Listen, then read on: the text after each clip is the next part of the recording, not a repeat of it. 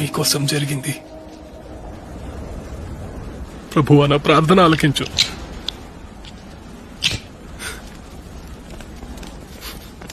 నా మొర నీ యుద్ధకు రానివ్వు. నా కష్ట సమయాన్న నీ ముఖాన్ని నాకు దాచకు. చెవి యొగ్గుము. నేను నిన్ను పిలిచినప్పుడు నాకు వెంటనే జవాబివ్వు. ఇవ్వవా?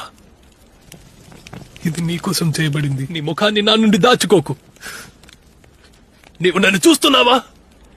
అని నీ గురించి గొప్ప విషయం ఏమిటంటే, నీవు నిజమైన ఇజ్రాయేలీయుడవు.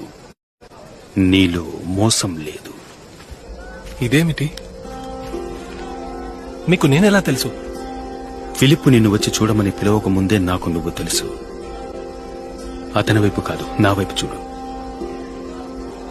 నీవు నీ యొక్క కృంగుదలలో ఒంటరిగా ఉన్నప్పుడు నేను నీ నుండి ముఖం తిప్పుకోలేదు. నేను నిన్ను అంజూరపు చెట్టు కింద ఉన్నప్పుడే చూశాను.